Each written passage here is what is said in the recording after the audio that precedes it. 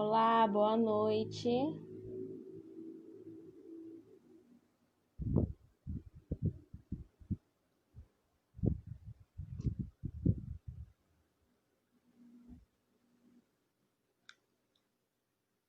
Aí.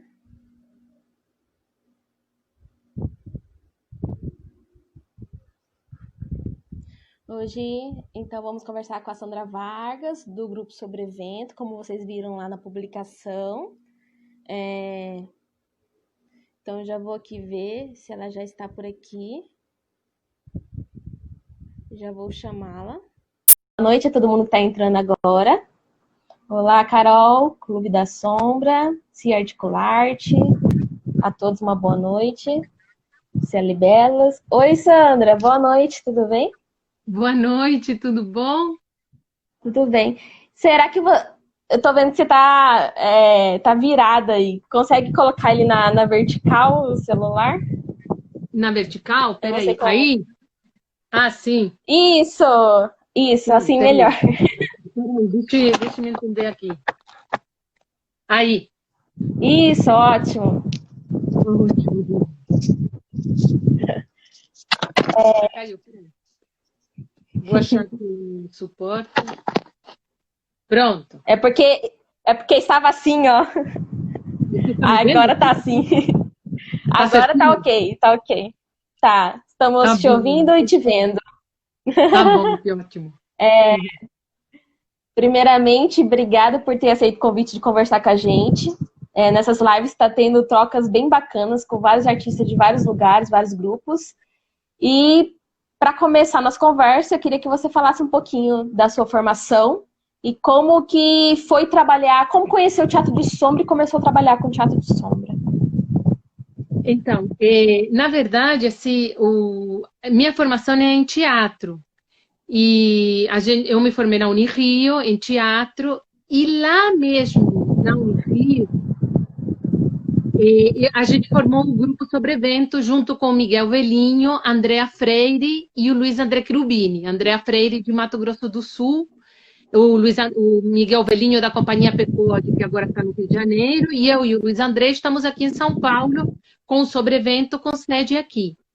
E na Unirio, a gente começou um contato com o teatro de bonecos quando a Funarte, naquela época, criou um curso extracurricular no curso de teatro, porque não existia nenhuma possibilidade, não existiam cursos de teatro de animação nas universidades. Depois, aqui na USP, começou primeiro a Ana Maria Amaral, e depois que o teatro de animação entrou na formação do curso de artes cênicas, mas antigamente não tinha.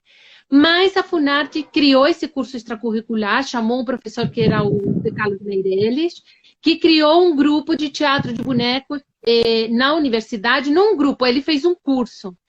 E nesse curso, o Luiz André Cherubini, que fez o curso, ele fez um trabalho com teatro de bonecos que era muito interessante, e não era sombra, era um boneco de manipulação direta e uma encenação de uma primeira peça do Beckett, o Ato Sem Palavras 1, uma peça curta do Beckett. E nós estávamos com o Luiz André formando um grupo de teatro, estávamos numa outra linha, que era a linha do teatro mesmo, estávamos fazendo uma peça juntos de teatro dirigida pelo Braz, pelo Marco Antônio Braz, diretor aqui de São Paulo. Quisemos continuar, queríamos formar um grupo, uma coisa que não se ouvia falar muito e as pessoas não acreditavam muito. E naquilo que a gente estava fazendo uma peça com o Marco Antônio Braz, que quando a gente estreou, depois que estreou, ninguém mais quis continuar, a gente falou assim, poxa, a gente deveria formar um grupo. Como é que você faz um espetáculo que tem tanto trabalho e abandona depois de umas poucas apresentações? E aí nós estávamos formando um grupo com o Miguel e com o Luiz André, sem saber muito o que encenar. E ele nos mostrou esse quadro que ele fez na oficina de teatro de bonecos. E o Zé Carlos Meireles, na época, que ele tinha uma relação fortíssima com a Associação Brasileira de Teatro de Bonecos, propôs que a gente apresentasse esse quadro num festival de teatro de bonecos, organizado pela Associação Brasileira de Teatro de Bonecos. E lá fomos nós, esse festival aconteceu em Friburgo, e ali nós vimos um monte de gente, muitas técnicas de teatro de bonecos, e muitos grupos, porque como o teatro de bonecos requer um aprendizado técnico, um treinamento, você via as pessoas ali te falando que eles eram grupos, que eles viajavam, que eles se apresentavam, toda uma realidade que a gente não ouvia na universidade. O que a gente ouvia no Rio de Janeiro naquela época era muita coisa assim da figura do diretor e de pensar que nós iríamos sair de lá da universidade e depois de formados um diretor nos chamaria para fazer uma peça ou muita gente também com a ilusão da televisão. E a gente então não ouvia destes bonequeiros uma relação muito concreta com o teatro. Concreta que eu digo no sentido de criar um espetáculo, viver do seu repertório. E assim nós saímos muito mexidos, e isso aconteceu muito cedo na universidade, a gente não tinha nem 2 anos. E isso, olhar, e a gente aí sim teve contato com o teatro de bonecos. Mas não, o nosso primeiro trabalho foi um boneco de manipulação direta, e a gente sempre teve esse pensamento de por que a gente escolhe essa técnica para fazer este espetáculo. E isso também, quando a gente viu o Festival de Teatro de Bonecos, a gente viu muitos espetáculos incríveis, mas viu também, em algum momento a gente falou, talvez na nossa arrogância de jovem, talvez, né, de que em alguns espetáculos a gente percebia assim, aqui tem o boneco, mas não tem o teatro. E a gente tem a possibilidade de juntar as duas coisas. Quando a gente dizia não tem o teatro, porque às vezes a gente via espetáculos que se apoiava muito no boneco e na técnica, mas não dizia muita coisa, a gente não saía muito emocionado. Assim como também outros espetáculos, a gente saía completamente emocionado quando se cruzava o teatro, e o teatro entendido talvez como poesia, como encontro, de você não sair tal qual você entrou de uma peça, né? Isso a gente viu em muitos espetáculos muito bonitos, muito singelos. Mas a gente entendeu isso, que a gente não poderia entender o teatro de bonecos como uma técnica só, mas entender que a gente precisava escolher essa técnica para que ela nos ajudasse a dizer aquilo que a gente queria dizer no espetáculo. Então, no Sobrevento explorou muitas técnicas. Não só de sombras, mas muitas.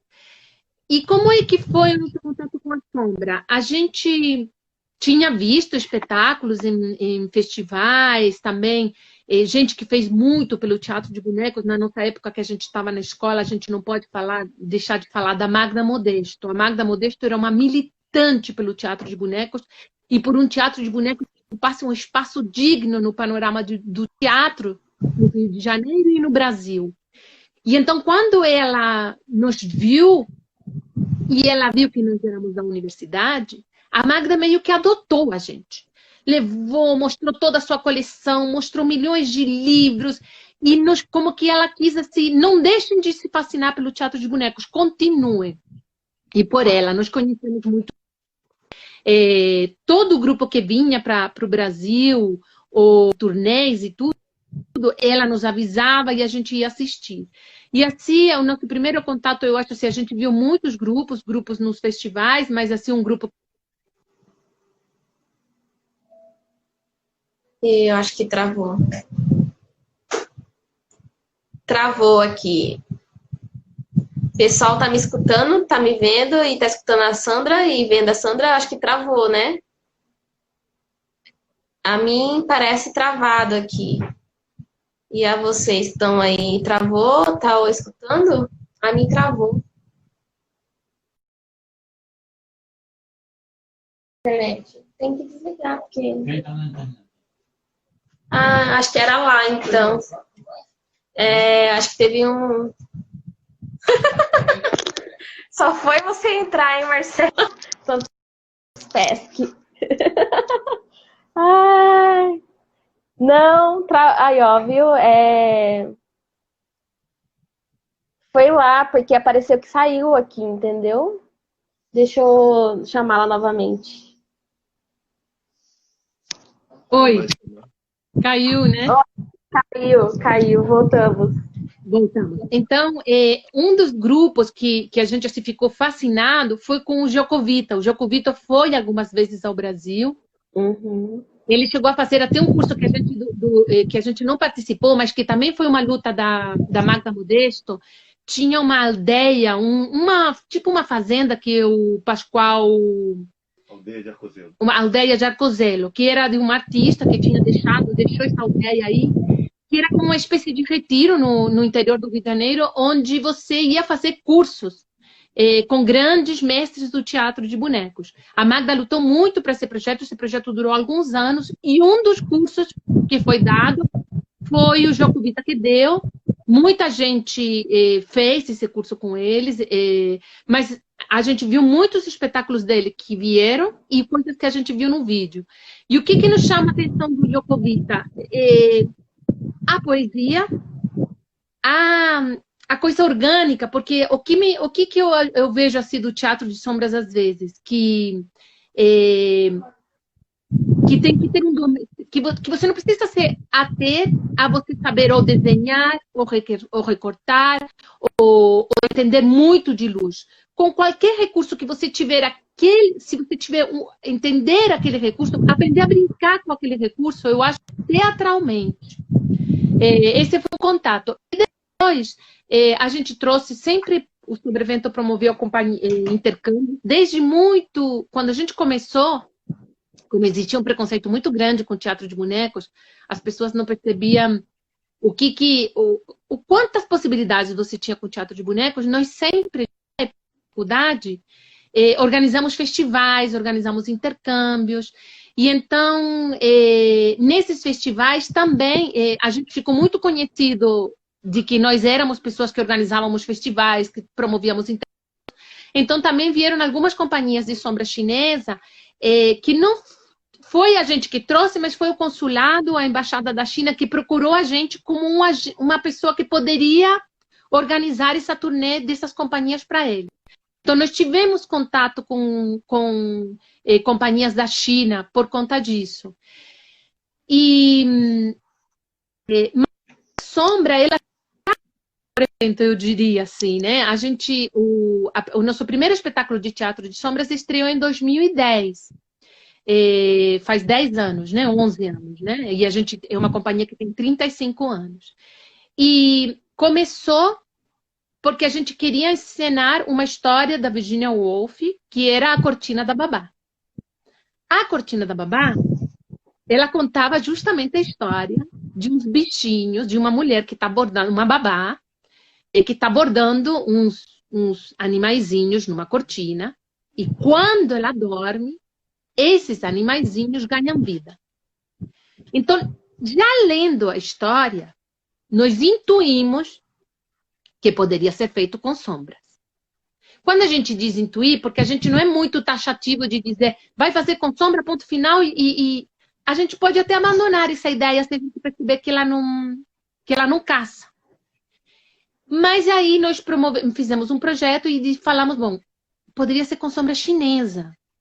Mas a gente não sabia nada de sombra chinesa. Então convidamos, porque já tínhamos contato com a Embaixada da China e tudo, tínhamos experiência com esses intercâmbios. Perguntamos para a Embaixada se eles poderiam nos apoiar, nos indicando um mestre de teatro de sombras para vir ao Brasil e nos treinar. E a Embaixada prontamente indicou uma pessoa e nós, então, trouxemos esse mestre aqui a São Paulo. Ele deu uma oficina mais ou menos para 60 pessoas, porque sempre os intercâmbios a gente entende que ele, na medida que muitas vezes a gente faz com subvenção, que ele tem que ser aberto, que ele não pode ser só para nós o conhecimento. Então, de manhã ele dava essa oficina e à tarde ele nos ensinava algumas coisas da manipulação. O que é a sombra chinesa? A sombra chinesa, ela é diferente da ideia de sombra, que é muito engraçado, porque a sombra chinesa é uma silhueta translúcida que se encosta numa tela, quer dizer, se você afasta ela, ela já não aparece. Você tem que encostar ela completamente, né? E não é a sombra. É, digamos, a luz que projeta a transparência dessa silhueta na tela. E ela é toda articulada. Eles fazem a silhueta toda articulada, que é uma outra coisa que às vezes a gente não vê nas silhuetas daqui. A gente vê a silhueta feita e no que ela vai ganhar animação? Ela vai ganhar animação naquilo que você mexe a fonte de luz. A silhueta da sombra chinesa, ela é totalmente articulada e ela se mexe braço, mexe tudo. E você não vê a vara, não vê nada. Pelo ângulo que você coloca, pela maneira que você coloca a luz.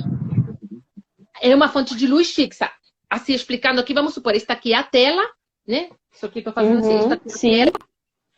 Aí, a tela é inclinada e aqui você coloca a fonte de luz, que é uma luz fosforescente. Que tá, digamos, você colocando ela, digamos que esses meus 4 dedos sejam nos 4 tubos da fonte de luz. Eles são colocados aqui e eles lambem a tela. A tela ela é colocada inclinada porque para você ter força, porque as varas são assim na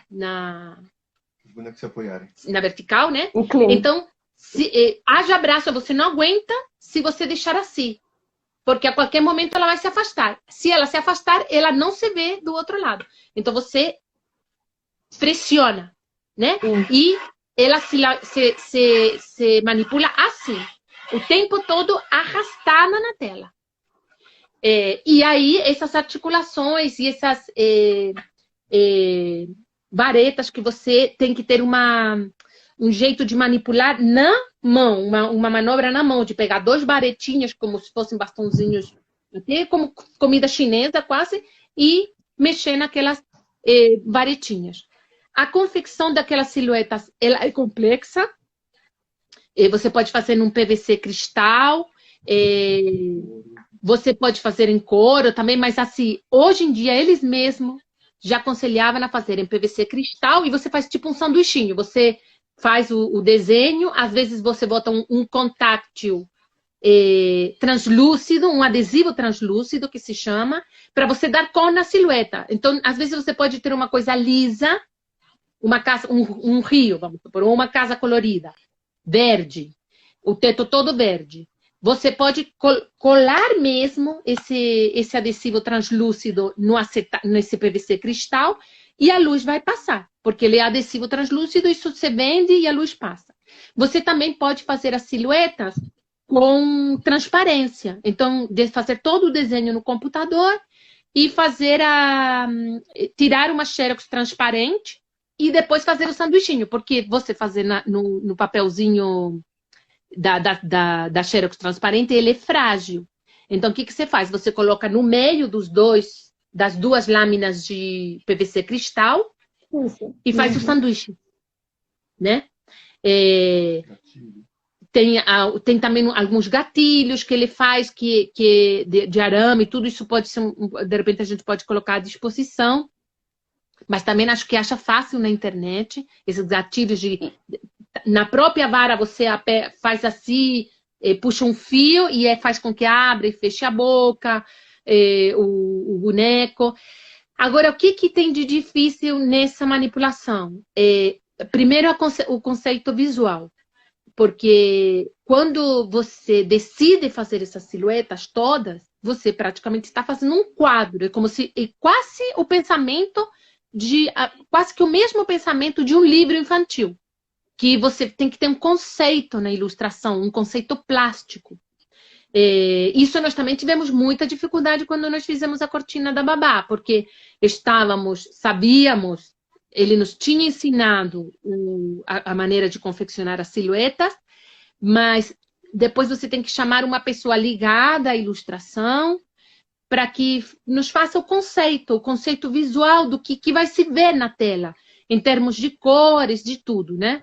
E isso também às vezes é difícil, porque a pessoa fazia um determinado desenho ou pensava num determinado padrão, e a gente via que a gente às vezes até construía a silhueta, imprimia, e quando encostava na tela, não se via nada ou se via uma mancha. Então, por exemplo, esse ilustrador fez um conceito de como se fosse um mosaico, umas silhuetas com mosaico, assim, vários quadradinhos pintadinhos, tudo. Aquilo virava uma mancha.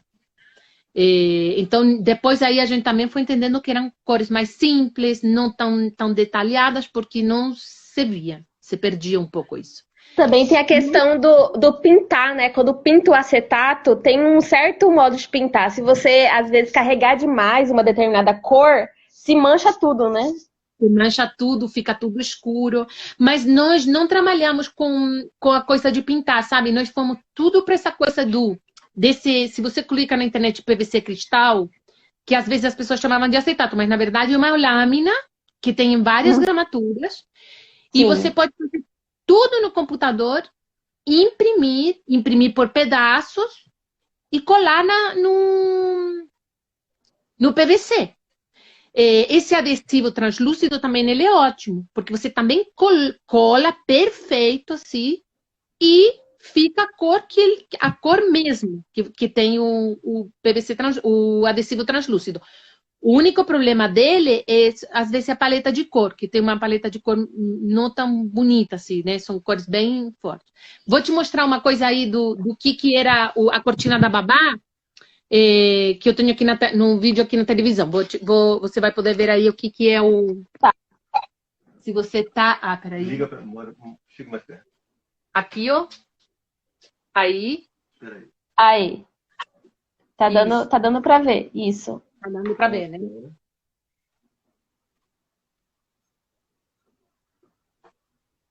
Espera.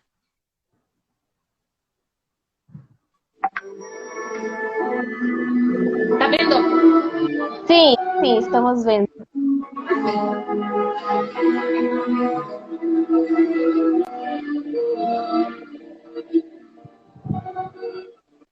As crianças se encantam.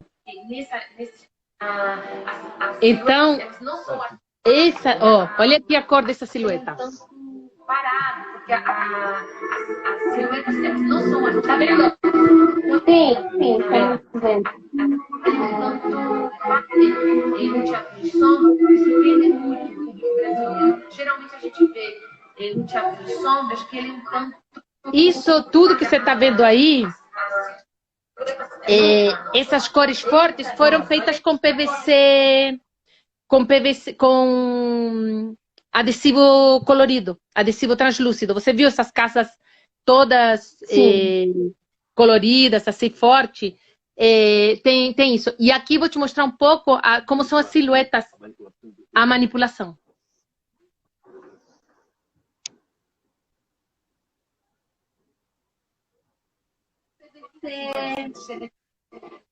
Com adesivo colorido, adesivo translúcido. Você viu essas casas todas coloridas, assim, forte? Tá conseguindo ver mais ou menos? Pera, a gente vai se organizar aqui. Tá. De novo eu vou te mostrar, pera só um pouquinho. E a gente revela depois que elas são ainda mais nessa era tão tecnológica, porque elas veem a silhueta se mexerem de uma forma muito perfeita. E a gente revela depois que elas são feitas de uma maneira muito artesanal. Eu acompanho a Mirana de outros anos e o que eu acho... Você viu isso e a gente tem uma coisa que descobriu nesse espetáculo, que foi a coisa de brincar também com pessoas na frente. Então, a gente tinha a silhueta atrás da tela e uma pessoa na frente brincando. Então, quando essa avestruz vai subindo os degrauzinhos, é da mão do manipulador que está na frente, que contracena com a figura que está lá atrás. Tem uma pergunta aqui, Sandra, da Cielo Miato. Talvez até para a gente deixar mais clara aqui a resposta. No espetáculo, a cortina da babá se utiliza a projeção das sombras, das silhuetas, ou apenas a projeção das figuras, tracinhos silhuetas?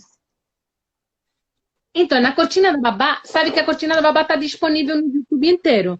Chama A Cortina da Babá Sobre Evento. Ali a gente fez muitas experimentações com a sombra. Então, a gente começa com projetar a sombra na frente, da maneira ocidental, que eu vou mostrar agora aqui.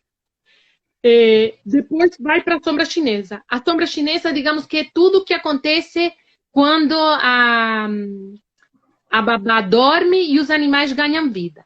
O que acontece com esse espetáculo? Esse espetáculo é uma babá que dorme e os bichinhos ganham vida. É da Virginia Woolf. E ela começa de uma maneira que pronto. Ela deu o primeiro ronco, ela roncou a segunda vez, a terceira vez, pronto. A ogresa estava dormindo. E então a girafa deu uma primeira mordidinha na folha. Então, no jeito que ela vai descrevendo essa mulher como se ela aparentemente fosse aquilo que reprime, aquilo que talvez é o concreto, aquilo que talvez não é o sonho. Para a gente passar essa ideia, então a gente coloca essa babá como babá na frente, essa mulher bordando, e bota uma criança, que não existe no conto, mas nos serve para criar essa relação e mostrar que personagem é esse, que leitura que nós damos a esse personagem. E aí tem toda uma relação com eles de uma sombra, de sombra também, projetada na frente, mas com os personagens na frente. A gente usa esta lanterna aqui, que vocês devem ter visto um monte de vezes aqui nas lives, né? É a famosa LED. E a gente faz uma coisa assim que eu vou tentar mostrar aqui, mais ou menos, que é uma relação com a coisa na frente. Peraí, deixa eu ver se... A Sandra preparou várias coisas pra gente poder ver, hein, pessoal? Muito bueno. Tá aqui para me ajudar a enquadrar aqui. Se é quase cinema, mandou um abraço pro assistente. Aí, né? Então, sim, dá para ver. De qualquer maneira, o ator vai estar aqui mostrando para o público que ele tem esta lanterna e que ele ilumina de frente, aproxima e tudo. Isso a gente brincou um monte com diferentes objetos mostrando na frente, com esta lanterna. Depois, o que a gente... E aí, essas coisas aumentam, diminuem de tamanho, etc, né? Eu não sei se a gente consegue mostrar agora no vídeo na televisão. Se eu consigo mostrar a cena, que tem uma cena deles que é uma relação já de uma luz vinda de baixo, que é um elipsoidal grande na figura da babá, projetada na tela. Vou tentar mostrar aqui.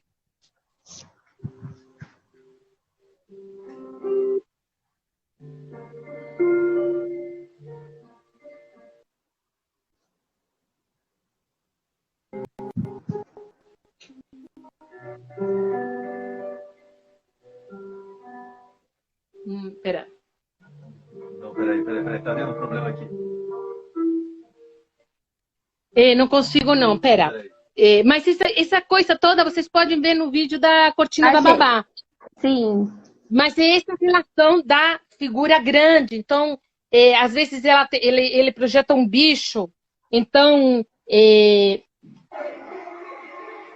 segura aqui para mim. Esse bicho tá aqui.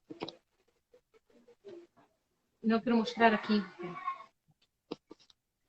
Não, tem que passar em pé. Aqui. Espera, tenta achar o quadro.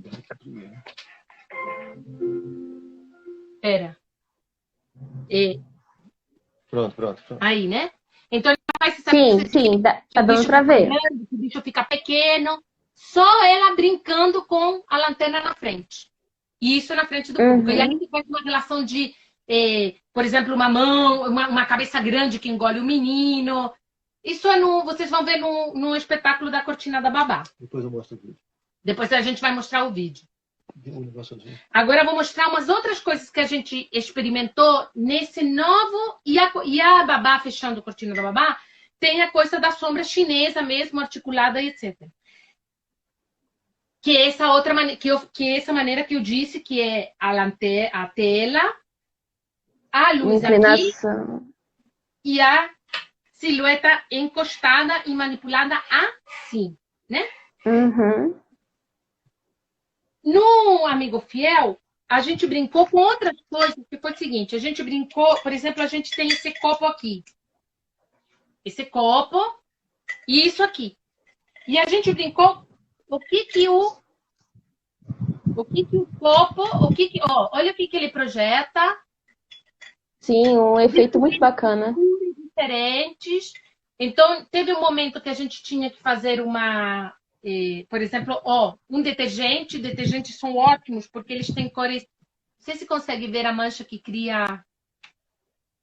Sim, sim, sim. Né? E Aham. quando é escuro, então, por exemplo, a gente fez uma primavera que era um jardim todo florido, só com copos, cristais. Que poderiam, por exemplo, fez um sol. Isso aqui, né? Um frasquinho colorido. Isso que me interessa é a cor. Então, por exemplo, Sim, isso aqui poderia ser o sol. sim, Só essa mancha. Sem precisar me ater a Construir uma construir uma coisa. Por exemplo, uma outra coisa que é bacana é experimentar isso aqui, né? Pegar tecidos. Então, eu estou pegando isto aqui, que eu vejo que tem tramas diferentes, e mancho a tela com tramas diferentes, né? Por exemplo, eu posso fazer, tenho um barquinho aqui e tenho esse detergente aqui. Posso fazer uma coisa só assim. Olha o que provoca na tela. E eu tô pegando coisa e só tô fazendo isso aqui, correndo a lanterna aqui. sim. E aí eu corro isso aqui. Porque o que é legal de ver na sombra? A poesia que você cria com a imagem e que você pode dar vida na animação não só pela manipulação, pela construção e a ilustração da silhueta na tela, mas pela mexida que você faz com a luz. Por exemplo, no Amigo Fiel, a gente construiu esse cavalinho aqui, mas não era esse cavalinho, era um cavalinho de galho. Uhum. E a gente faz uma coisa que é o seguinte, o cavalo correndo. E é só isso. E aí você pode brincar com esse tamanho, né? E aí se você botar uma música, tacatac, tacatac, tacatac, tacatac, ou uma música bonita, já faz uma poesia com essa imagem. E o que... Voltar ao meu apoio normal. E então, o que a gente faz?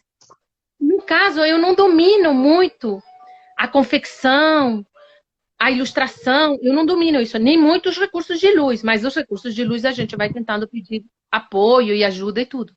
Mas dá para fazer muitas coisas com os recursos que a gente tem e não se ater tanto à confecção. A cortina da Babá foi bem sofrida por isso, porque a sombra chinesa não tem como fugir da confecção.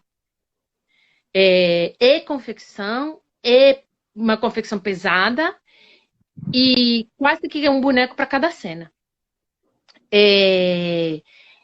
Agora, o que tem a sombra chinesa? Por exemplo, quando a gente vê essa brincadeira aí do azul, do barquinho, da coisa, a gente vai vendo que parece uma coisa mais onírica. A sombra chinesa, ela tem uma coisa mais, eu diria quase que mais concreta ou mais ilustrativa. Então, requer uma dramaturgia muito bem amarrada e quase que preconcebida. Ela é difícil de você fazer uma coisa que é, a partir da técnica, eu crio uma dramaturgia. Ela quase que você tem que ter a ceninha toda meio que na cabeça, assim, pelo menos uma partitura de gestos, e ela é uma técnica que ela se esgota rapidamente. Então você tem que fazer cenas que se resolva muito rápido. Que tenha uma situação, um clima, com um desfecho, pronto, acabou, e ir para outra cena. Então, Sandra, então, pegando isso que você está falando da sombra chinesa, será que a sombra chinesa, então, assim, eu estou pensando junto com vocês aqui. A sombra chinesa estaria mais na estética, vamos dizer, realista e também na técnica realista, por ter também da própria confecção, né, de ter as articulações e tudo mais, a história em si. Sim, ela é mais... Eu concordo com isso que você diz. Assim, em que sentido que ela é mais realista? Que isso impressionava muito. Eu me lembro que quando a gente fazia a cortina da babá, uma vez alguém nos falou assim, vocês deveriam vir agradecer com os bonecos na frente. Aí a gente, mas por quê? Aí a pessoa falou assim, aí alguém falou assim, porque ninguém imagina que isso é feito de uma maneira tão artesanal, porque são aqueles bonecos perfeitos, que eles se mexem perfeito, mas manipulados com vara. Mas eles realmente têm um movimento muito realista, né? Como você vê ali, ó, o avestruz se agacha, pega água, mexe a patinha, tudo a partir da silhueta. Eu diria que ela é um boneco, a sombra chinesa, ele é um boneco bidimensional, manipulado. A força dela está na manipulação em si do boneco. Enquanto que a sombra, desse jeito que a gente está trabalhando, com o boneco na frente, essa lanterna LED, está muito mais associado também a se aproximar, se distanciar da luz, porque você pode animar o boneco se mexendo, a silhueta se mexendo, como você pode também animar a luz se mexendo, como você também pode animar a tela se mexendo. Eu sempre digo que todas essas descobertas a gente não pode deixar de falar, e eu te contei essa história lá no Itaú Cultural, do Alexandre Favre. Porque, na verdade, assim, se eu tive uma primeira, porque eu não tive muita paixão pela sombra chinesa, porque eu sofri muito com a confecção. Então, para mim, foi uma coisa assim, quase que, meu Deus do céu, será que eu vou dar conta? Porque era tanta informação em relação à confecção. E aí você via que tinha meio que arbitrar uma dramaturgia. Foi um processo bem assustador. E quando chega o Alexandre Favre para o processo da cortina e nos diz, olha, a sombra não é só isso, e vocês precisam ter uma atmosfera muito mais poética aqui. E aí ele faz esse encontro comigo e com o Luiz André, e também ele nos apresenta essa coisa da textura na tela, dos panos. Até muda o tom de voz, porque desse jeito mesmo que ele dizia, olha, aproximem, distanciem a luz, escutem o que vocês desenham ali na tela. Ali que eu me apaixonei pela sombra, que eu vi uma possibilidade de poesia, porque até então eu tinha uma relação de medo com a sombra e de achar que ele poderia ficar uma coisa que, por mais que eu quisesse fazer uma coisa orgânica, ela não iria ficar, porque parecia que a confecção, a silhueta se impunha com uma força maior do que o teatro. E quando chega o Alexandre e nos diz não, vocês podem brincar com essas, aumentar tamanhos, diminuir, mudar pontos de vista da luz, tudo, e essa coisa das texturas na tela, tudo isso nos fez apaixonar pela sombra. Daí a gente ir lá depois para o Amigo Fiel e se arriscar a pegar aqueles animais como esses aqui, assim, sabe? Tridimensionais e manipular. E criar luz, e criar texturas. A gente faz um encontro de sombras, às vezes, no sobrevento com crianças. E o que elas mais se divertem é mexendo a luz, é mexendo a fonte de luz, né? E a gente diz, olha, se você mexe a lanterna para um lado, né? Para esse lado aqui, para onde que vai a silhueta? Para esse lado aqui, para onde que vai? O aumentar e o diminuir do tamanho, tudo isso é muito bonito. Sim. Sandra, pode falar. Eu falo e não dou espaço para pergunta. Uma pergunta aqui. Com relação, a gente tá vendo nessas lives, né, que mais importante do que a técnica, né, é você explorar a criatividade, a imaginação e também o que vai ser contado na sombra, né?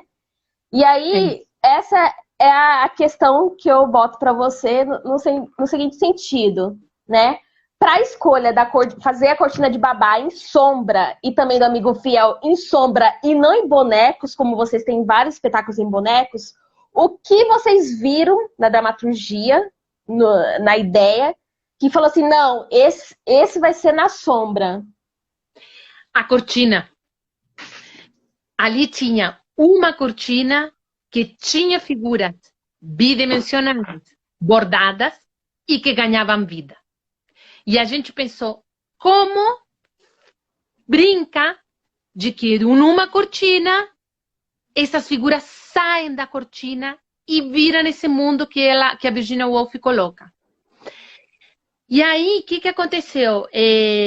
Claro que aí vem uma série de conceitos. Então, como é que a gente faz que ele ganhe vida? Quando a babá dorme, o menino pega a cortina também ela é meio transparente e também projeta as figuras num abajur que a gente colocou lá na parede. Uhum. E de repente a gente faz uma brincadeira de ela tá bordando uma borboleta, a borboleta tem toda uma metáfora aí na cena poética e tudo, que ela é a última figura que ela vai bordar e então ela espeta com agulha a borboleta na cortina e o menino fica muito triste com isso. E quando ela dorme, ele tira a borboleta da cortina. E essa borboleta é muito engraçado, porque o menino pega uma borboleta, vamos supor que fosse isso aqui uma borboleta. Uma borboleta assim, né? Ele pega essa borboleta e ele tem uma luz aqui na frente, você tá vendo ela lá? Deixa eu ver se eu consigo. Ela não se vê aqui, mas ele faz assim, ó, ele pega a borboleta, digamos, aqui, vou tentar fazer assim, ó. Aqui tá a borboleta aqui. Digamos que ele pega isso aqui e ele projeta na... Não consigo fazer aqui porque estou sem ângulo, mas é como se ele pegasse Peraí, se eu tô aqui, né? Lá não se vê, né? Lá atrás, né? Tem que olhar ali, Sandra, quer olhar ali? Não. Ele pega digamos, essa coisa aqui, ele ilumina e ele faz assim, por exemplo, faz assim, né? Assim, chacoalha a borboleta e tudo. E você vê, digamos, isso aqui que está iluminado lá atrás como uma borboleta em cima da cabeça dele. E ele brinca com isso. Ele tá com um pedaço de coisa aqui na mão, com a luz, e brinca que coloca a borboleta aqui, brinca que coloca a borboleta aqui, e lá atrás você vê claramente uma borboleta. E ele manipula de um jeito, porque ela é de paninho, que a borboleta ganha muita vida. E você se esquece que ele tá aqui fazendo isso aqui, ó, fazendo a borboleta assim, com a mãozinha e mexendo e tal, não sei o quê. Não se esquece disso, você vê uma borboleta claramente voando lá atrás. E aí então começa, e aí ele vai e planta a borboleta na tela, como se ele colocasse aqui, logicamente ele coloca aqui na tela aqui, esconde, e aí acende a luz lá atrás com a sombra chinesa e aparece uma borboleta em sombra chinesa e daí toda a cena dos bichinhos são feitas em sombra chinesa. Mas o nosso ponto de partida foi que era uma cortina. E então para nós fazia muito sentido que a cortina, que poderia ser uma maneira interessante de ganhar vida, transformando aquilo em silhueta. No início, nós pensamos, vai ser uma cortina, vão ser as figurinhas lá atrás da cortina se mexendo. Mas aí, o bom do teatro é que você chama muitas pessoas para colaborar com você. O teatro, eu sempre digo que ele nunca será resultado de uma pessoa só. Ele vai ser resultado daquelas pessoas todas juntas. Então, nós chamamos o André Cortez, que é um grande cenógrafo. Nós explicamos o que nós precisávamos da técnica. Então, que precisávamos de uma tela inclinada. Que precisávamos que os manipuladores estivessem, digamos, com os bonecos na altura da cintura para manipular. E que era essa relação dessa babá com esse menino. Então, o André chega com essa proposta de um cenário que seria um quarto, com paredes, com molduras muito bonitas. Então, você no início não vê que aquilo vai ser um espetáculo de sombra. Você vê um menino atrás de num quarto com paredes. E aí ele faz uns praticáveis, então o palco está sobrelevado em relação ao palco do teatro. E inclinado. O que faz com que os manipuladores lá atrás da parede possam manipular as silhuetas na sua altura. Você entendeu? Porque ele brinca com isso. Brinca com um espaço entre o lugar onde a babá está e o lugar onde a criança está. São dois espaços separados, tem que pular, há um abismo entre eles. E tudo isso são coisas que ele quer dizer. E que ele nos propõe. Tem condições de mostrar isso? Vou mostrar uma coisa também. Aqui vou te mostrar um pouquinho uma invenção nossa. Espera aí, eu estou mostrando a minha casa inteira.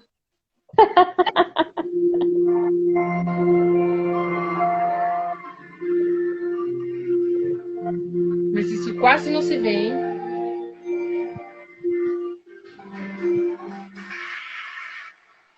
Não, vocês não conseguiram ver isso. Isso ali... Tá, travou. Travou.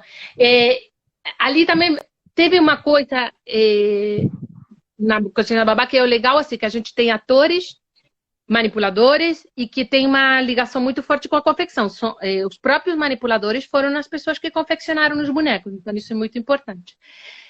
Então teve uma invenção que o Aguinaldo do Sobrevento, o Aguinaldo Souza do Sobrevento fez, com o Anderson Gangla, que foi o seguinte, num momento dado, porque quando você manipula com esta lanterna, você não tem como esconder as varas, nenhuma vara, né?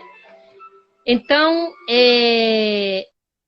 eu disse, eu queria a tela toda azul, e queria muito que tivesse uns animaizinhos, uns peixinhos, um aquário na tela. Uhum. Mas não quero que as varas apareçam. E aí, então, eles fizeram numa coisa que foi um balde, fizeram um buraco no fundo do balde para entrar a lanterna. E aqui, a parte do balde aberta. E ali, botaram um PVC cristal com umas figuras que se manipulavam de pano, mas na medida que você mexia o acrílico ou o PVC cristal, aquela figura se mexia. Então conseguiu-se fazer um caranguejo, um polvo, tudo com essa estratégia do balde e só encaixando a lanterna na parte de trás, então não se via a vara. Foram invenções que a gente fez. Sim. Também uma invenção que o Renato Machado, o iluminador do espetáculo, fez, foi dimerizar esse sistema de lâmpadas fosforescentes. Porque os chineses, quando vieram aqui, eles disseram que aquilo não dimerizava. Que aquilo acendia, plá, desligava, plá. E o Renato quebrou a cabeça e a gente tem um sisteminha que a gente consegue dimerizar. A gente dimeriza mesmo. A tela acende gradativamente e não é pá, pá. Agora estamos usando LED. É isso. Em relação a babá, terminando, né? E em relação ao... Sandra, fala. Vamos só algumas perguntas aqui. Uhum. Mas antes, só dizer que a gente está com 48 minutos, só para avisar só que naquele mesmo esquema, se cair, eu te chamo novamente, todo mundo vem novamente, tá? Também dá um recado que amanhã vai ser às 20h30 de Brasília, a gente vai estar com o Marcelo Caragós, né? E vamos para algumas perguntas. Sei que aqui tem vários comentários, vamos tentando responder agora alguns, né?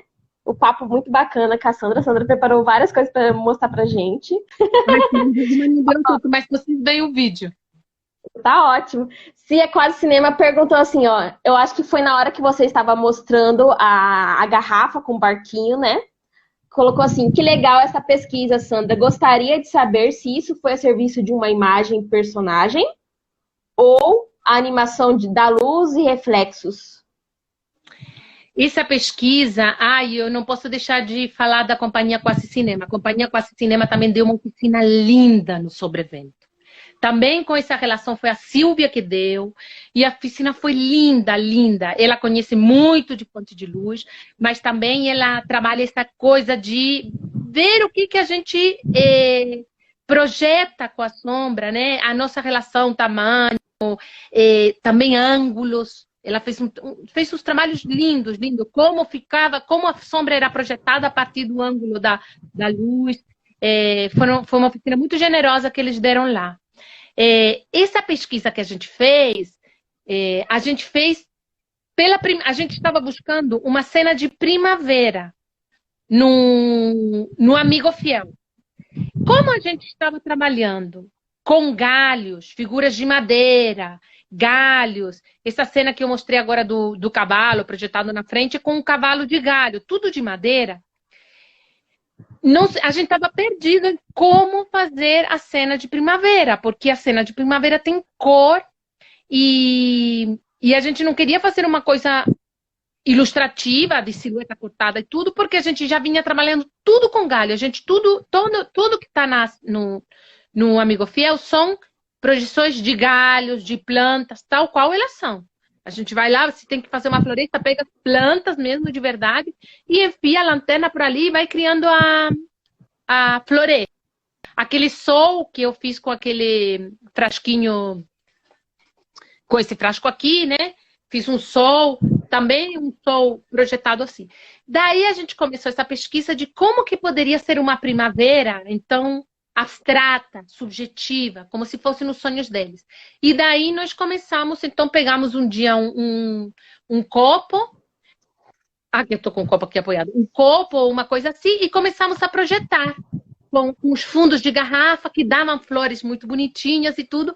E aí, então, cada vez fomos mais e cada vez a gente queria manchar a tela. Então, essa coisa do frasco que eu fiz agora com detergente é porque eu queria achar cores muito fortes e geralmente no material de limpeza, até amaciante, essas coisas todas, você acha uma paleta de cores bem bonitas também. Violeta, verde, laranja e os fundos de garrafas. Então, eu mudava o fundo de garrafa e mudava o líquido e a gente ia conseguindo fazer como se estivesse pintando um quadro. Então, a pesquisa, na verdade, partiu dali. Mas isso tudo, de novo, eu digo que a gente deve ao Alexandre, porque o Alexandre nos ensinou a pegue a fonte de luz e pegue o que tiver para brincar. O que você projeta na tela com essas coisas? Isso da tela, da garrafa, né, que eu faço, né, essa coisa. Sim. Aqui, né?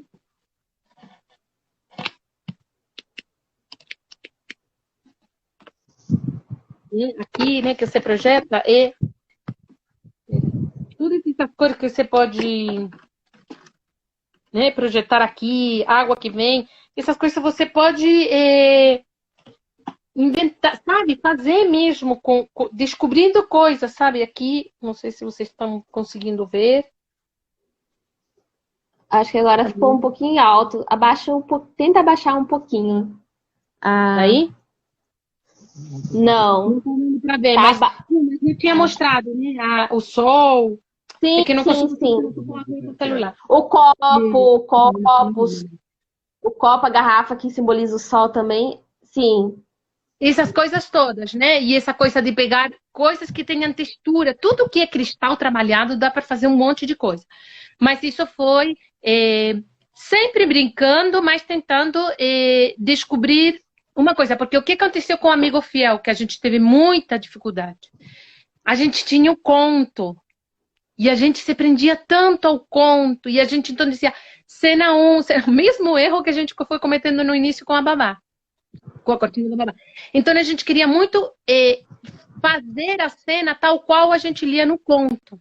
Então, às vezes, essas coisas de você começar a brincar, experimentar coisas com a luz, você vai fazendo cruzamentos. Então, em muitos momentos a gente tinha essa coisa assim a primavera tem que ser flores, flores nascendo, flores crescendo. E às vezes você tem que se perguntar o que poeticamente é essa cena. E o que você quer passar também com essa cena, né? Sim, perfeito. Vamos aqui à pergunta que também está escrita assim, só para deixar claro para a pessoa que perguntou, né? vocês fazem um espetáculo a partir da técnica ou primeiro vem o tema e depois pensam na técnica que vão usar? Varia.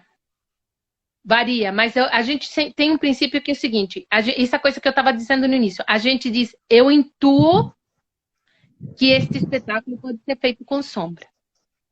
Mas se num momento dado eu vou percebendo que a sombra está me travando, ou a sombra, ou a manipulação direta, tudo, eu vou abandonar. E até a maneira como a gente pensa trabalhar ela. Então, por exemplo, no Amigo Fiel, tinha uma cena de um personagem que corria atrás de um cavalo.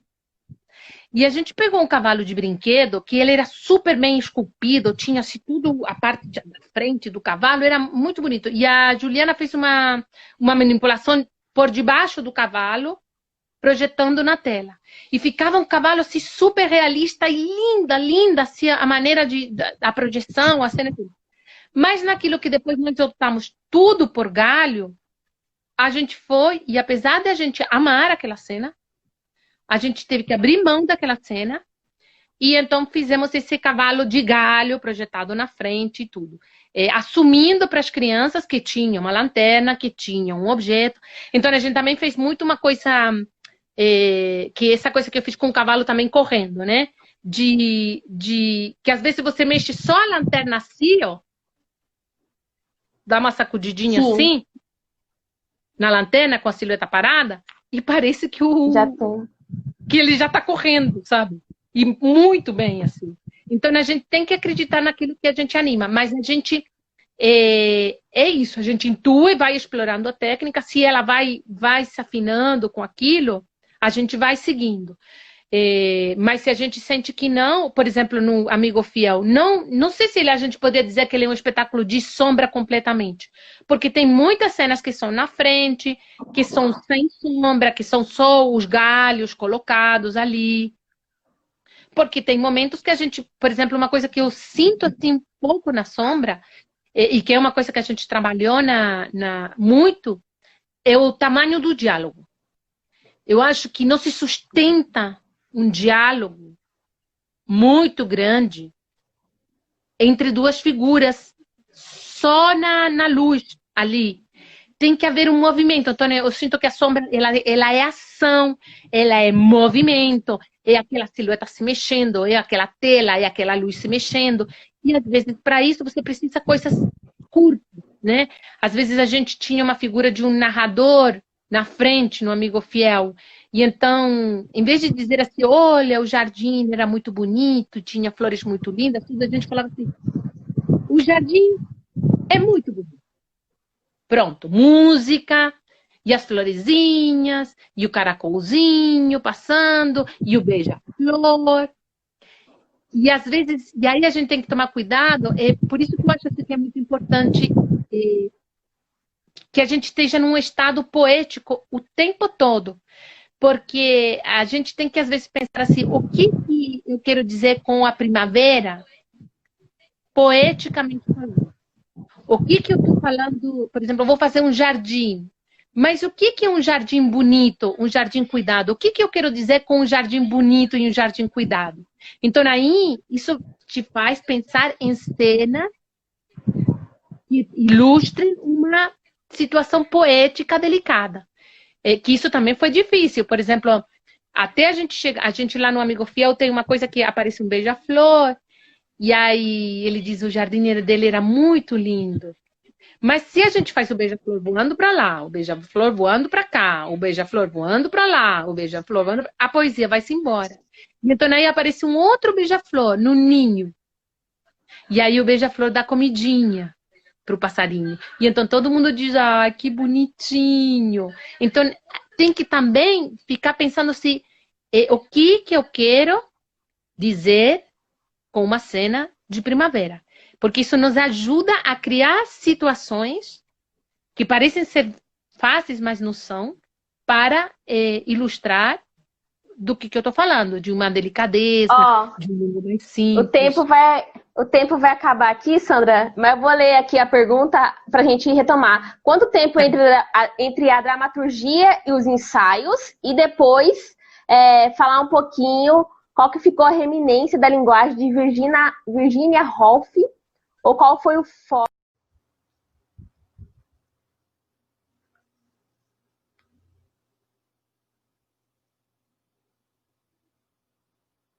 Voltamos.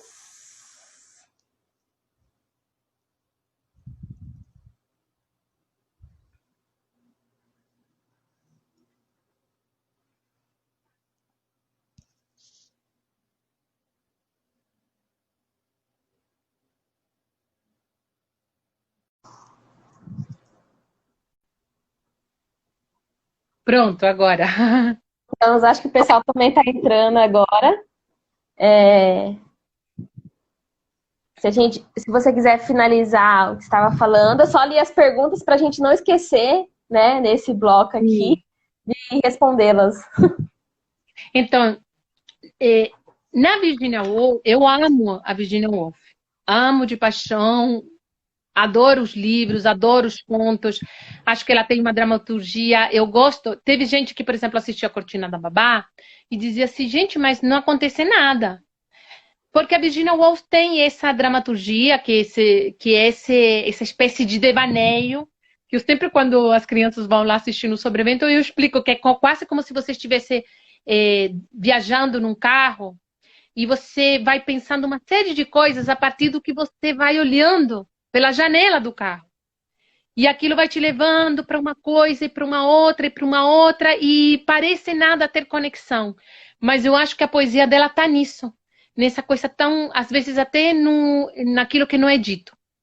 E aí eu acho que a Virginia Woolf está, eu digo, muito no início do espetáculo.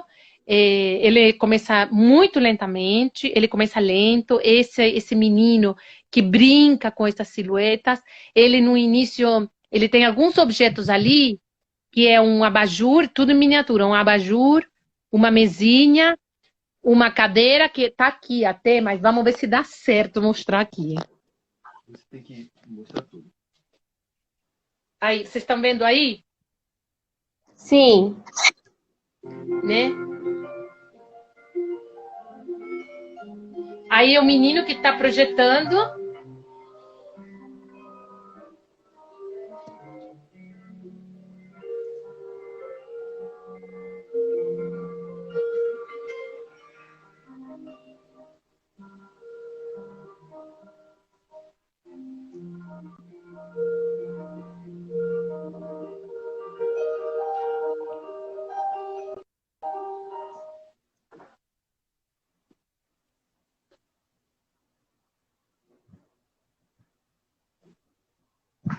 Então, esse menino, ele construiu um quartinho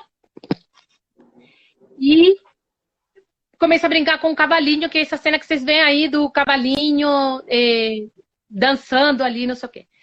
E, de repente, a música para abruptamente e ela olha para ele de uma maneira rígida, né? E aí ele, então, planta uma cerca nesse quadradinho tudo, como se aprisionasse o cavalinho. Então, para mim, a Virginia Woolf está nisso. A pessoa pode dizer assim, mas o que tem a ver? Ele faz construir um quartinho com uma cadeira, com um abajur, com um cavalinho e faz a grade. E depois esconde tudo.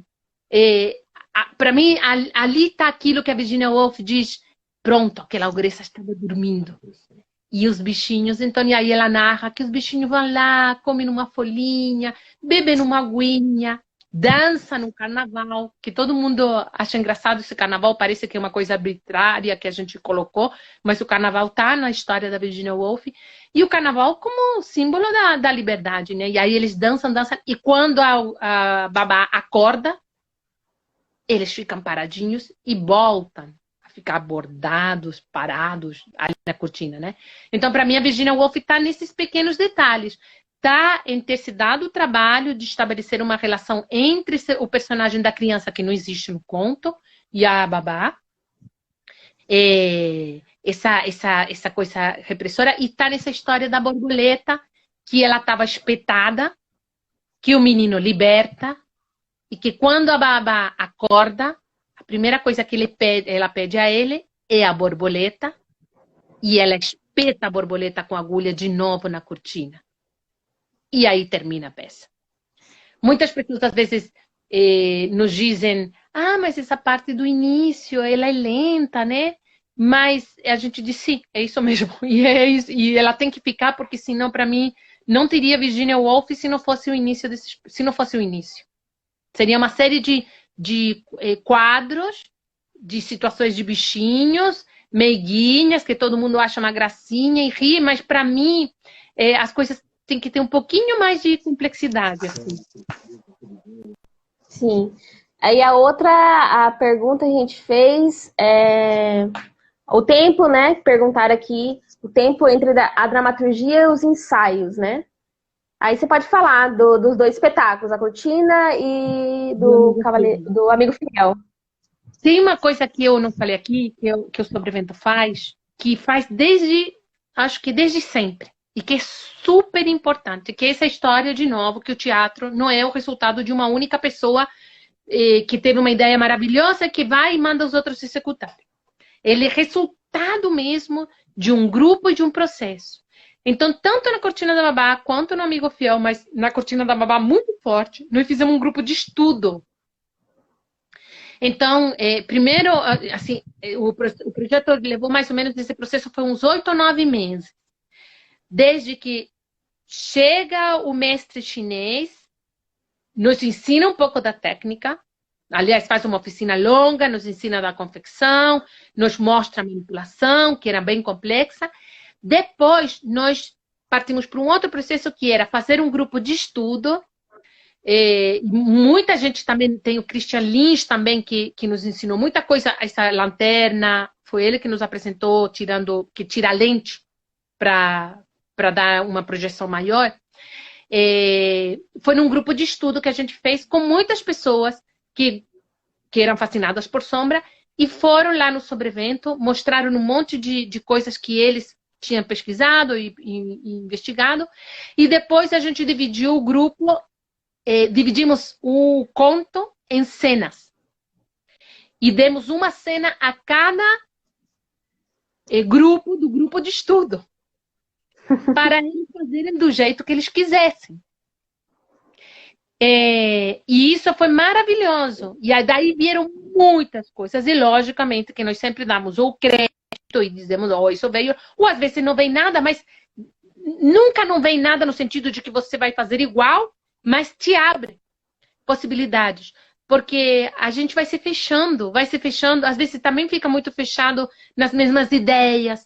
Então é muito importante um intercâmbio. Também é muito importante quando vem esses mestres que tenha muita gente participando, porque você vê como a pessoa pega essa técnica, se apropria dela, cada uma da sua maneira. E isso é muito bonito e é muito enriquecedor. E isso contribui certamente muito para o processo. Então, geralmente, no levamos uns 9 meses para um projeto, porque ele começa do zero, porque a gente investiga muito, a gente joga muitas cenas fora, porque a gente tem um processo que a gente diz assim, que é como se fossem vários raios, assim, a gente vai levantando vários caminhos, trilha vários, experimenta vários, e depois as coisas vão ficando claras pra gente, e a gente vai decidindo, bom, isso combina com isso, então vai ser assim. E a gente foge muito, porque é muito difícil a gente fugir quando eu digo da ilustração, né, de entender como se o teatro fosse uma transposição de uma história, quando ela não é. Ela é como é que você brincou com ela e o que ela quer dizer para você. Sim. E a trilha sonora, Sandra, como que ela é criada, pensada e executada nas montagens? Muito importante. Na Cortina da Babá, quem fez a música foi o Pedro Paulo Bogossian, que é um grande músico daqui de São Paulo, que é um grande diretor musical, de grandes espetáculos de musicais aqui de São Paulo. E ele foi uma peça fundamental. A música é fundamental no teatro de sombras. Porque mesmo quando eu faço esse cavalo projetado na sombra, ele parece nada, mas se você bota uma música muito que faça você ficar assim, você vê muito mais coisa do que você está projetando. E as músicas foram compostas todas especialmente para o espetáculo. E num momento dado a gente fez as cenas, gravou e o Pedro Paulo fez a música em cima daquilo que ele foi vendo gravado. Mas havia como... Ela ficou pouco orgânica, havia alguma coisa que estava estranha. E então, em um momento dado, o Pedro, há pouquíssimos dias da estreia, levou piano, levou tudo, teatro, e falou assim, não, agora vocês manipulam e eu toco em cima, para entender. E então aí ele recompôs ou rearranjou muitas músicas em função do que dele, ele precisava ver as cenas ao vivo. Elas ficam diferentes, por mais que seja sombra de você mandar em vídeo. Com o Pedro Paulo foi isso. Com o William Gage, quem fez a música do Amigo Fiel, ele também com o William ele toca em alguns espetáculos e a gente tem ele já tinha feito a música de outro espetáculo nosso, o Terra, e ele tem uma relação com o teatro também muito forte. Os dois músicos são músicos de teatro. E com o Pedro, com William funciona muito. O que eu quero dizer? O que esse texto diz para mim? Eu quero neste momento. Eu não tenho muito um entendimento de música, então eu vou muito mais por. Eu quero que neste momento me passe desilusão. Eu quero que e vá mudando a orientação nesse sentido. Mas muito do que ele vai vendo, do que ele vai vendo, do que ele vai compreendendo. Mas a música também, ela depois, no teatro para bonecos, eu acredito que a música não tem como, é muito difícil você se encaixar na música. Digo assim, né? É mais fácil que a pessoa componha, porque as manipulações têm essas pontuações, as viradas, as quedas de clima, e isso tudo, a pessoa que faz a música tem que ir jogando com você e te ajudando a fazer isso. Senão vira uma coisa, eu digo às vezes música de supermercado, uma coisa que não te arrebata, né? Então eu acho que é muito importante que o músico esteja ali perto de você.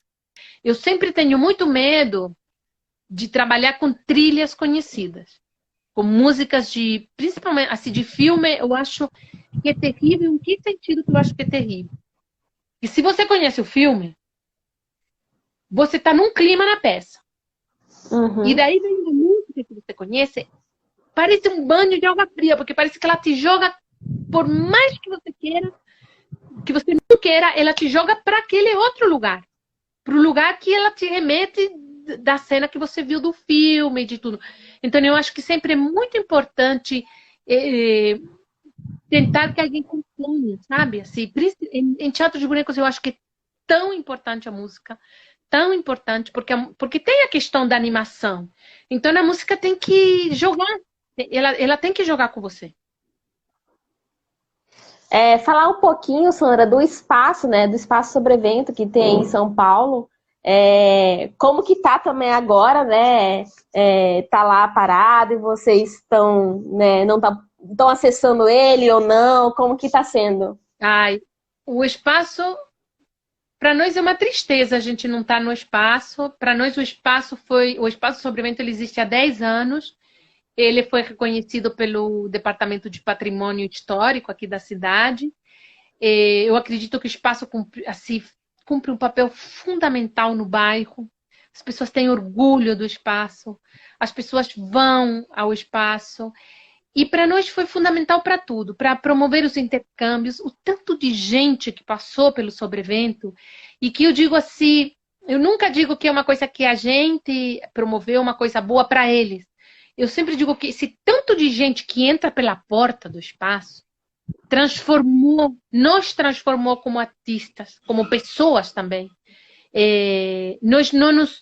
O espaço propicia isso, propicia esse encontro com artistas, esse encontro com o público do bairro, promove uma coisa que agora mesmo a gente fez o nosso último trabalho, foi um trabalho com objetos, teatro de objetos e histórias de objetos dos nossos vizinhos. Então, a gente agora tem um laço com a vizinhança tão íntimo, porque a gente escutou tantas histórias pessoais deles. Eles nos vão ver quando a gente está se apresentando em outros teatros, eles vão lá como se nós fôssemos o grupo do bairro. É uma relação muito bonita. E o espaço é um espaço alugado. E a gente manteve ele durante muito tempo, mantém às vezes, quando a gente tem lei de fomento ao teatro, que é uma lei muito importante, criada pelos artistas aqui da cidade de São Paulo. Hoje tem várias leis de fomento ao teatro, à dança. E a lei de fomento é o quê? A lei de fomento, ela subvenciona um projeto artístico que tenha uma contrapartida social, uma contrapartida com a cidade consistente. Quando eu digo social, também passa pelo acesso à arte. Eu não digo social em outro sentido de assistencialismo. Eu acho que o bem-estar social passa pelo acesso à cultura, pelo despertar também para a cultura, despertar para que espetáculos são esses que eu vejo, o que é isso que eu gosto ou não gosto, passa pela construção da identidade através do contato com a arte. Nosso espaço é um espaço que era alugado e que quando a gente tinha subvenção da lei de fomento ao teatro, ele era subvencionado por essa verba, dessa subvenção, mas muitas vezes nós conseguíamos, com dinheiro das nossas apresentações, pagar o aluguel do espaço. Um espaço que ele cumpre uma função pública, nós nunca cobramos por atividades ali, é tudo gratuito, mas a gente entendia que o espaço era importante mesmo como o nosso porto, como a nossa base. Então, conseguíamos fazer com as nossas apresentações, se a gente não tinha subvenção, não, claro, por muito tempo, mas por um tempo que você não tinha subvenção, você conseguia manter com a verba da venda dos seus espetáculos, destinava uma verba para o aluguel do espaço. Agora, o que acontece é que a gente está sem subvenção e estamos tendo esse aluguel, estando impossibilitados de poder apresentar e com as apresentações poder pagar o espaço. Então, a gente está tentando lutar junto ao governo para ver se existe algum apoio para os espaços, que a gente não está pedindo no sentido de uma verba para o espaço, mas que também pague a gente. A gente até se dispôs até em troca de pagarem no aluguel do espaço, a gente fazer apresentações destas em que nosso cachê de artista não estaria incluído, porque a gente também entende que nós estamos num governo terrível, que decidiu que os autônomos teriam como verba emergencial R$ 600.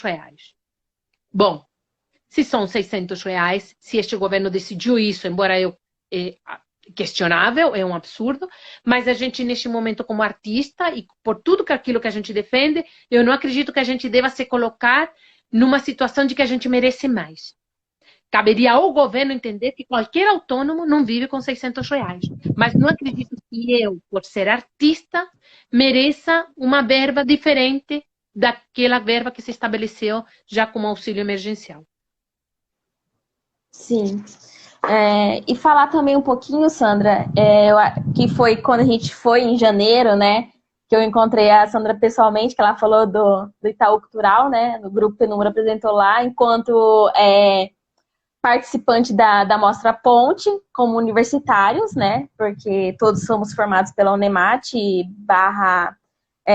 MT Escola daqui, MT Escola de Teatro. Pelo que eu entendi, você está lá já outras edições, né? E eu queria que você comentasse um pouquinho dessa experiência de estar lá. E até uma coisa que eu coloquei lá, né? Que eu queria que mais universitários ou mais pessoas estivessem ali participando com as formas animadas. Principalmente a de sombra. Então, como que é essa experiência? Então, essa experiência da Ponte, eu conheci o projeto da Ponte ano passado, porque eles nos convidaram, porque com o Itaú a gente tem feito 2 projetos rumos, então a gente tem uma relação com o Itaú, uma relação estreita, digamos assim, mas eu acredito que eles colocaram no teatro de animação, no projeto da Ponte, como algo que tem que aparecer ali no panorama. O que eu acho muito bacana é que, se fosse há anos atrás, talvez não tivesse tantos projetos de teatro de animação, né? Justamente porque eu acho que o teatro de animação está entrando nesses espaços de formação, já faz parte das carreiras aí universitárias, que ele está presente. E aí, na primeira edição, eles decidiram, então, me chamar para comentar 2 espetáculos que trabalhavam com teatro de animação. Um que trabalhava com teatro de objetos e um que trabalhava com teatro de animação. A partir dessa participação é que eles me convidaram para a seguinte. Mas eu acredito que eles vão renovar, porque é importante renovar e tudo. Como eu também percebo que eles sentem falta, porque os grupos, quando chegam a São Paulo, sentem muita falta de ter contato com grupos daqui de São Paulo, porque o movimento de teatro de grupos de São Paulo ficou muito forte em função dessa lei de fomento ao teatro. Tem muitos grupos com uma pesquisa continuada, que é muito importante essa troca, eu acho. Eu levei mesmo uma menina que estava participando na Ponte, que queria conhecer o espaço, então num dia ela foi lá para o espaço, conheceu o espaço, viu, porque ela tinha um espaço na cidade dela, e queria entender como é que funcionava. Então, eu acho que isso é uma coisa que o Itaú tem em conta, percebe, e eles até promoveram mais isso nesta edição, dos grupos irem ver os grupos daqui de São Paulo nas sedes, né? Não tanto ver o espetáculo, mas às vezes trocar experiências de produção, de como esse teatro acontece, essas trocas são importantes, elas foram importantes na formação do Sobrevento. A gente sempre teve muitas trocas nesse sentido, não só de trocas artísticas, mas também de falar da questão de como a gente se organiza. No sentido eu acho que sempre é importante falar de produção, não pensando na coisa econômica, mas pensando como é que eu viabilizo o meu trabalho artístico, né? Que não seja por uma falta de experiência em produção, que meu trabalho artístico, que às vezes é um trabalho artístico de tantas companhias precioso, e que justamente às vezes por uma dica de como você se articula na produção, esse trabalho às vezes não vai para frente, não continua, né? Silvana Marcondes, me dá um abraço. Sim. Estou vendo que a Silvana Marcondes está mandando um abraço. Um abraço grande. A Silvana também é outra pessoa que foi super generosa no Amigo Fiel.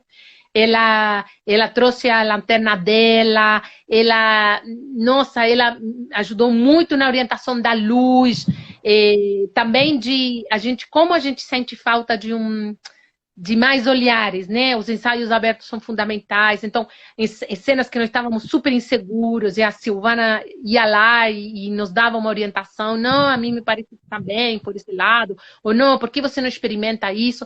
Sempre uma troca, porque o teatro é uma troca. Dario Zan, né? Sim. O Dario Zan também aqui, da Articularte, ele teve nesse grupo de estudo quando veio o mestre chinês, e o Dario nos orientou muito na Cortina da Babá em relação à tela. Ele foi super generoso, porque a tela também, o material da tela é sempre difícil, sabe?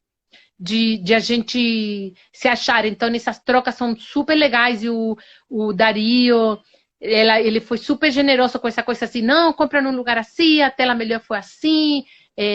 Muito legal. Assim, as pessoas são muito generosa, sabe? Os artistas são realmente assim, a gente no Sobrevento tem promovido encontros maravilhosos. Sueli, Simone Grande, abraço. A Sueli também é uma querida. Mônica Longo, Simone Grande. Deixa eu ver, aqui tem uma pergunta aqui, ó. Você fala a questão da orientação de produção para os artistas. Se ela falou da questão da orientação, é que tá chegando muita mensagem aqui, calma aí. Questão da orientação de produção para os artistas nas faculdades e cursos. Ela comentou um pouquinho, né? Produção para os artistas nas faculdades e nos cursos. Se quiser comentar um pouquinho mais. Eu não sei como é que está a questão de produção agora, mas quando a gente estava no Rio, a gente não tinha produção. A aula de produção, ela era difícil, não tinha mesmo. Se no máximo nos dava uma orientação de leis, de coisas assim. Mas eu sempre acho que a melhor maneira de fazer produção, de aprender, é perguntar, é se juntar a outros grupos e pedir informações. As pessoas são generosas, as pessoas querem que o outro dê certo. Então, ninguém vai chegar um dia e vai dizer, não vou falar disso com você, tudo. Todo mundo abre o jogo como começou, que estratégias que criou. Até hoje as pessoas se apoiam dessas maneiras. Olha, manda para cá. Hoje a produção está muito atrelada a editais, a projetos, né? Mas eles estão cada vez mais escassos e com esse governo essas políticas foram acabando, né? Aí outra pergunta que chegou aqui é como, na verdade, para comentar um pouquinho, né? Como o Sobrevento percebe o papel das artes na atualidade? Então, eu acho que a arte está sendo atacada. E a gente também está num momento que ele está estranho, porque há muita dureza nas pessoas, as pessoas não querem, não há uma disposição de ouvir, há muita violência nas relações, né? Acho que a arte, ela cumpre um papel importante no sentido de precisamos de novo nos lembrar de que nós somos poetas, de que nós somos delicados, de que nós precisamos da arte para viver. E quando eu digo que precisamos da arte, é num ato de civilidade, num ato de... Eu não sou um bicho, né? A gente tem uma frase no Sobrevento, num espetáculo Sobrevento, que é muito engraçado, que um personagem diz para o outro, e por que eu quero saber de poesia? E o outro personagem diz, você não é cachorro, responde, né? Porque você não é bicho, né? E é bem isso, assim, eu acho que o contato com a arte transforma. A gente pode ver até se você tenta passar um tempo sem assistir um filme, sem ouvir uma música. Até quando você passa um bom tempo sem ouvir uma música, que você ouve uma música, de repente toda essa coisa raivosa, ela vai passando. Claro que a gente sempre diz que excesso de alegria a gente tem que desconfiar, né? Porque também achar que está tudo bem, que está tudo ótimo, não está. Acho que a gente, neste momento, a gente tem que parar para pensar muito assim, como a arte tem sido tratada. Eu acho que hoje neste exato momento de pandemia, eu acho que tem havido muito um discurso de apoio aos artistas no sentido assistencialista. E eu acho isso terrível, porque eu acho que é como se quase que nos colocassem assim, como vocês não servem para nada e vocês estão precisando comer, a gente vai dar um dinheiro para vocês comerem. Mas não como se a arte ela é necessária em qualquer momento, mesmo no momento como o que a gente está passando, nós precisamos da arte. E aqui eu quero mandar um beijo, um abraço para todo mundo que escreveu aí, a Jo Fornari, a Cláudia Vargas, a Hanna, a Duda, a Companhia de Pernas pro Ar, a Companhia das Cores, a Mônica, a Sueli, Rubinho Lousada, gente, essas pessoas todas queridas. Eu acho que hoje o que consola a gente, porque é muito difícil se manter inteiro, manter a dignidade, manter a certeza de que o que a gente faz é imprescindível, é importante para nós. São esses amigos também, esses amigos artistas, assim, né? A gente, por um lado, também é privilegiado por ter tantos poetas e pessoas boas do nosso lado, né? Que nos fazem pensar que este mundo é melhor, né? Um beijo grande para minha amada Liana. A Liana trabalhou no Amigo Fiel. A Liana é uma poeta também. E é tão lindo, assim. Eu acho que é um presente mesmo a gente ter esse trabalho tão bonito que é essa troca de artistas que contribuem, que vem para contribuir numa coisa conjunta. eu sempre digo e repito, o mais lindo do teatro é esse encontro de várias pessoas que vêm para sonhar e que vêm também para saber como você está, se você está triste, se você não está. Isso tudo é muito lindo. Sim, tem bastante gente, bastante artista nos acompanhando. O Rubinho, a Fabiana Lazari, um beijo grande para todo mundo. A gente agradece, a gente vai finalizando aqui. Deixa eu só ver aqui. Ah, tá. Pensei que era uma pergunta que chegou aqui. Para não estender muito, assim, né? Tomar muito tempo aí de vocês, né? E também tem a conexão da internet, que às vezes nós somos atacados pela conexão. Mas o que o Pernas Pro está falando aí é muito importante. A gente não pode confundir, e os governos vão fazer com que a gente confunda, de que uma coisa é uma verba para a gente sobreviver, isso a gente pede para assistência social. Mas a verba da cultura é para fazer cultura, é para fazer arte e é para executar os projetos. As duas coisas não podem se misturar. E eles também não podem vir dizendo assim, neste momento a cultura... Não, neste momento a cultura tem que existir. Porque também se a gente acabar com a cultura nesse momento, acabar com todos os grupos, por isso que os espaços são importantes de serem subsidiados e ajudados agora, apoiados agora. Porque depois da pandemia a gente faz o quê? Se você destrói toda a estrutura de base para que esta cultura exista, como é que a gente se levanta depois? Como é que a gente se ergue depois? Não tem como. Então, cabe ao governo, sim, garantir as estruturas para que este setor não morra. E nós não somos um setor, como muitas pessoas estão dizendo, vocês são uma bolha e então este setor está tão... prejudicado quanto outros. Não. Eu acho que nós estamos muito prejudicados porque nós temos o problema da aglomeração.